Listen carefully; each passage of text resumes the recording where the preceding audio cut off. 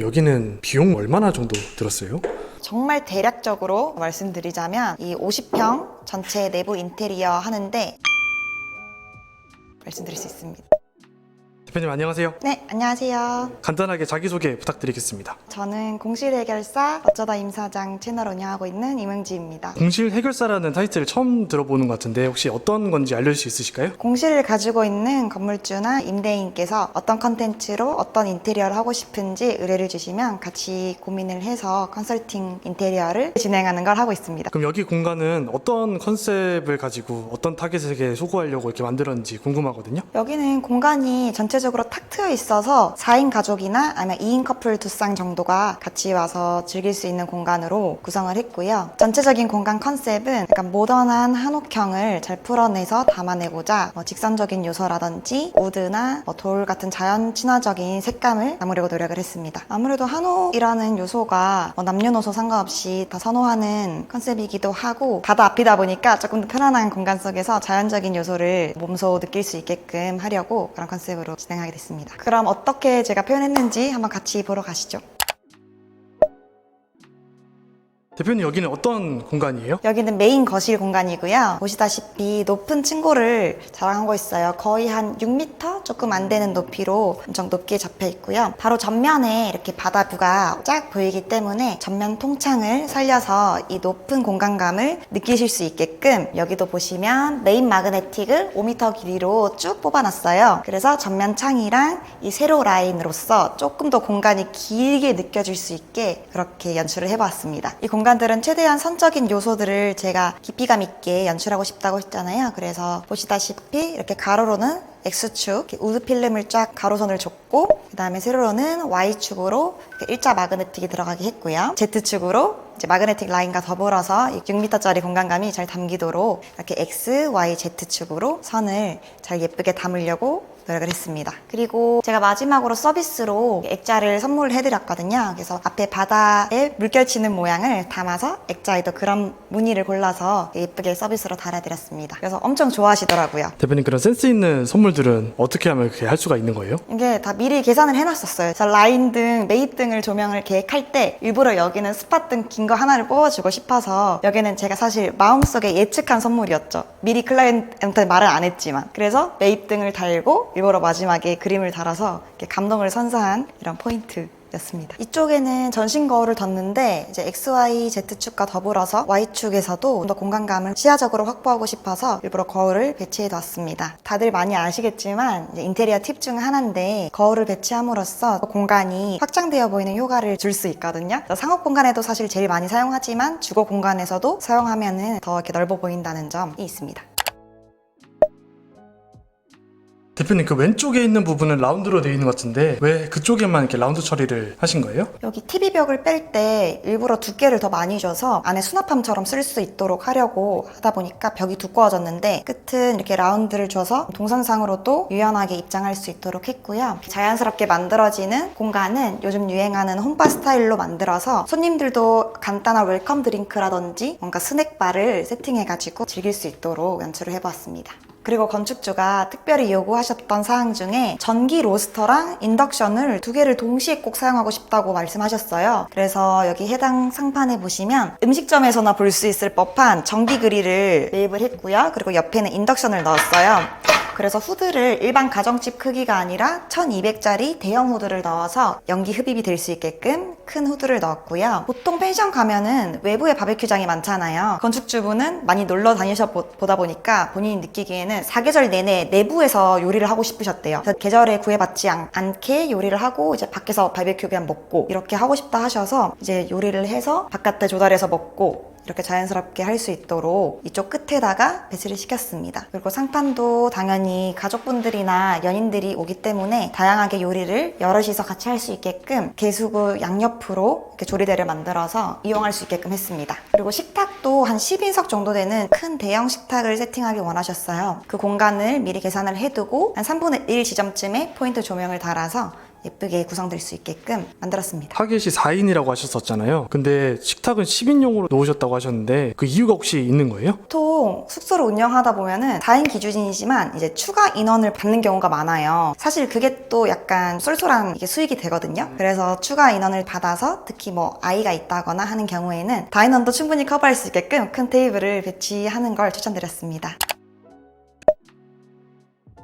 대표님 그 계단 앞에 있는 돌은 뭐예요 혹시? 이거는 디딤석이라고 해서 한번 딛고 첫 번째 계단을 올라가서 2층으로 향한다는 어떤 딛고 올라감의 행동에 의미 부여를 해서 침실로 올라간다는 느낌을 주려고 일부러 이렇게 화강석을 제작해서 비치해두었습니다. 여기는 2층으로 올라가는 계단인데요. 난간을 꼭 만들어 달라고 요청을 해주셔서 이왕 난간을 만드는 김에 조금 더 디자인적 요소로 활용할 수 있게끔 이렇게 필름으로 난간을 감쌌고 밑에는 간접 조명을 매입해서 은은하게 연출이 될 수 있도록 만들었어요. 그리고 계단은 방에서부터 내려오는 강마루 마감재를 그대로 연속성 있게 담아서 졸리컷을 쳤어요. 모서리 부분을 깔끔하게 계단이 연출될 수 있도록 마감을 했습니다. 여기 계단 올라가는 복도부도 천장고가 엄청 높게 빠져 있어요. 그래서 이 점을 장점으로 극대화하고 싶어서 여기도 마찬가지로 5m 이상의 마그네틱 레일 등을 매입을 해서 직선적인 요소를 살려보았습니다. 그리고 계단 끝으로 올라오면은 실외기실 나가야 되는 곳이 있는데 거기에 필요한 사다리 보관함이 필요하셨어요. 사다리 보관함을 만들면서 이 공간을 어떻게 연출을 할까 고민을 하다가 차라리 이렇게 플랜테리어 박스를 짜서 예쁘게 약간 동양풍 느낌이 나게 직접 조경을 사서 연출을 했습니다. 그리고 여기는 포인트 등으로 벽부형 귀여운 이렇게 동그란 등을 달아서 조금 더 사랑스럽게 연출을 해보았습니다. 그리고 제가 조경을 원래 따로 이제 플랜테리어를 붙여서 작업을 하려고 했는데 생각보다 비용이 비싸더라고요. 한 7, 80만 원 정도? 이 정도 크기에. 그래서 제가 안 되겠다. 그냥 제가 조경을 에이플 받은 경험도 있고 해서 그 경험을 기반으로 이런 예쁜 조경을 직접 공수해 와서 한 15만 원 내외로 직접 연출을 할 수 있었습니다. 대표님 여기는 조명이 예쁘게 잘 들어가는 곳 같아요. 일부러 좀 침실 부분은 은은한 조명들을 더 연출을 하고 싶어서 간접등을 상하로 넣었어요. 그래서 에어컨 단내림부 간접, 그리고 침대 헤드부 뒷 간접을 해서 은은하게 조명을 연출할 수 있게 했고요. 침대 헤드 자체에도 조명을 매입을 해서 이용하기에도 편리하게끔 연출을 했습니다.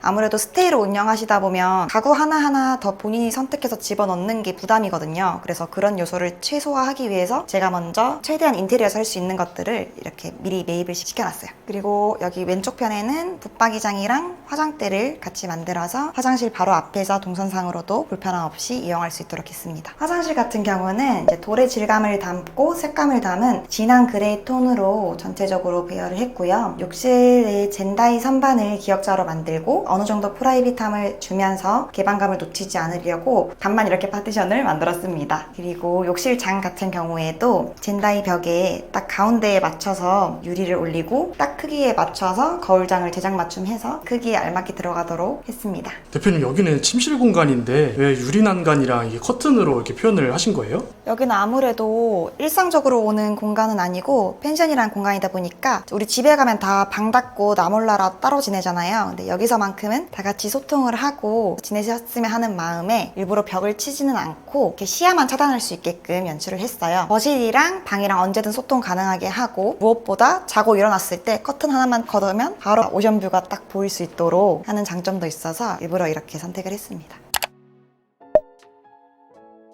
여기는 저희 2층 공간의 하이라이트라고 할 수 있죠. 이렇게 한옥형 폴딩 도어를 연출을 했는데요. 한번 들어와 보실게요. 한옥형 폴딩 도어를 주문 제작해서 넣었거든요. 조금 더 세로 직선적인 요소를 강조해서 기다란 모양으로 만들었고요. 가운데에 한지를 두고 양옆으로 아크릴을 접합해서 만든 이 간살 무늬 목재라고 보시면 되세요. 폴딩 도어로 열었다 닫았다 하면서 공간을 분리하거나 오픈하거나 선택적으로 옵션을 취할 수 있고, 이 공간은 일부러 제가 이렇게 폴딩 도어를 접었을 때 시야에서 거슬리지 않도록 이렇게 박스를 짰어요. 그래서 모든 폴딩 도어를 접어서 보관했을 때도 전혀 눈에 거슬리지 않도록 그렇게 연출을 해보았습니다. 뒤에 보이는 실링팬도 그냥 화이트 실링팬이 아니라 우드 포인트가 된 실링팬을 달아서 여름에는 시원하게, 겨울에도 역풍으로 유리하게 사용할 수 있게 달아드렸어요. 여기도 마찬가지로 아래 위로 필름으로 감싼 이 간접 조명을 연출을 했거든요. 침대 헤드랑 에어컨 반내림에 간접을 넣어서 은은한 조명을 연출하고 침대 크기에 딱 맞춰서 양옆으로 조명을 랩을 했어요. 여기는 킹 사이즈 침대를 원하셨거든요. 그래서 킹 사이즈 침대를 두고 가구에서 따로 구입하지 않아도 뭔가 적용할 수 있는 부분들은 제가 인테리어 쪽에서 다 해결할 수 있도록 일부러 그렇게 연출을 해봤습니다. 아까 한옥형 폴딩도어 보관함으로 만든 벽체는 자연스럽게 화장실에 들어가는 입구 옆면에 스위치를 만들고 여기도 콘센트를 만들어서 화장대에서 드라이어 쉽게 사용할 수 있도록 만들었고요. 거울을 세로로 길게 뽑아내고 가운데에 미니 화장대를 만들어서 조금 더 공간적으로도 풍부하게 보일 수 있도록 연출을 해봤습니다. 저희 이 펜션에 화장실이 총 3개가 있는데요. 그 중에서 제일 신경 쓴 화장실이 이 해당 화장실입니다. 보시다시피 우드 색상이랑 돌 색상, 그리고 질감을 담은 회색, 그리고 나무색을 같이 연출을 해서 조금 자연 친화적인 느낌을 줄 수 있도록 해보았어요. 말로만 듣던 그 호텔 같은 욕실이라고 얘기할 수 있겠네요. 네, 맞아요. 화장실 자체도 애초에 크게 빠져 있었기도 했고, 그래서 일부러 건습식으로 나눠서 계획이 된 공간이었기에 상판을 길게 뽑아서 호텔 욕실 같은 느낌을 낼 수 있도록 연출을 한 게 포인트라고 볼 수 있습니다. 이 욕실은 최대한 호텔풍스럽게 느껴지게 하려고 신경을 많이 썼고요. 하부장은 따로 제작 맞춤해서 우드로 연출을 했습니다. 그리고 여기는 언더볼 세면대인데요. 이것도 일상적으로 쓸 수 있는 세면대보다는 조금 더 특별한 인상을 주고 싶어서 이렇게 언더볼 세면대로 했고, 조명도 그냥 다운라이트를 탕탕탕탕 다 박은 게 아니라 여기 보시면 다운라이트가 총 2개밖에 안 들어가 있어요. 그리고 간접등을 상압으로 거울 뒷면에 줘서 조금 더 은은한 조명으로 고급스러운 분위기를 풍길 수 있도록 이렇게 만들었어요. 내부는 아까 말한 여기 습실인데요. 샤워 부스를 이렇게 문을 닫아서 물이 잘 튀기지 않도록 이렇게 만들었습니다. 그리고 욕실에서 또 다른 꿀팁이 있다면 굳이 막 매립 수전을 하지 않아도 이렇게 젠다이 선반을 뽑으면서 여기 수납을 만들어준 다음에 수전도 무광 립킬러 선택을 하면 조금 은은하게 고급스러운 분위기를 연출을 할 수 있다는 점이 있습니다. 이렇게 하면 호텔 같은 욕실 할 수 있나요? 네. 적은 비용으로도 이렇게 가능한 거죠? 비용이 막 그렇게 넉넉하지 않았을 경우에는 충분히 이것만으로도 어느 정도의 분위기는 잡아갈 수 있다고 생각해요. 대표님, 여기는 비용 얼마나 정도 들었어요? 정말 대략적으로 말씀드리자면 이 50평 전체 내부 인테리어 하는데 1억 1,000만 원 정도라고 말씀드릴 수 있습니다. 평당 나누자면 한 200만 원 초반대 정도로 작업을 한 공간이라고 이해를 하시면 됩니다. 대표님, 그러면 그 인테리어 했던 데에서 어떤 곳에서 비용이 가장 많이 들었었나요? 사실 제일 크게 비용이 드는 거는 이제 다들 비슷하겠지만 목공, 타일, 전기 이 정도 순으로 비용이 많이 들었어요. 제가 이번에 유독 비용을 많이 태웠던 곳은 조명이었어요. 그 이유가 있었나요? 제가 엄청 거창하게 내부 디자인을 막 획기적으로 바꾸거나 이러진 않았고, 전체적인 레이아웃 안에서 조금 더 유용하게 이제 벽체를 가다듬거나 이제 외장재를 갖다 붙여주는 그런 식이다 보니까 뭔가 인테리어적으로 힘을 줄 수 있는 건 사실 조명이 가장 핵심적인 요소라고 생각합니다. 그래서 조명에 힘을 많이 쏟았고, 특히나 이제 매입 마그네틱이라든지 이런 작업이 품도 많이 들어가요. 목공을 할 때 인건비도 더 많이 드는 부분이고, 공간 자체에서 느껴지는 이 퀄리티가 이제 조명으로서 조금 더 질이 높아질 수 있도록 그렇게 연출을 많이 했습니다. 그러면 인테리어 하셨을 때 이것보다는 차라리 이런 거에 더 돈을 쓰는 게 효과적이었다라고 했었던 그런 부분들이 있었었나요? 사실은 뭐 여러 가지 요소가 있었지만 이번 현장에서는 다행히도 약간 집중을 해야 되는 공간이랑 집중을 덜 해도 되는 공간이 나눠져 있었어요. 여기가 사실 50평인데 펜션으로 잡혀 있는 거는 한 45평? 나머지 5평 정도가 린넨실이라고 뒷공간이 따로 있어요. 어떻게 보면 세탁실 겸 창고 겸 휴식 공간이거든요. 근데 그 5평이지만 거기는 마감재 자체를 한 단계 낮춰서 뭐 합지 마감을 하고 장판 마감을 한다든지 이런 식으로 보여지는 부분이 아니기에 최소화하고, 그 비용을 딱 예뻐야 되는 이 공간에 몰빵을 해서 그런 식으로 공간의 위계 질서를 정해서 비용을 더 태웠습니다. 대표님, 그러면 아까 얘기했었던 그 린넨실은 혹시 어떤 거예요? 그 이불이나 수건 같은 이제 숙박시설에 필요한 비품을 보관하는 장소로 창고 개념으로 만들어 둔 거죠. 도시민박업 허가를 받으려면 따로 계획된 실이 있어야 돼서 이제 그 부분은 애초에 건축사님이랑 협의를 해서 미리 만들어 둔 실이었어요. 그리고 화장실 같은 경우도 이제 화장실 하나 정도는 조금 가볍게 가고 제일 메인 화장실에 조금 더 집중을 해서 호텔식으로 풀고 나머지는 기본 타입으로 깔끔하게 정리하는 방향으로, 그런 식으로 공간에서도 어떤 공간이 더 중요한지 미리 협의를 해서 그 부분에 더 비용을 넣는 방향으로 그렇게 진행을 하게 됐습니다.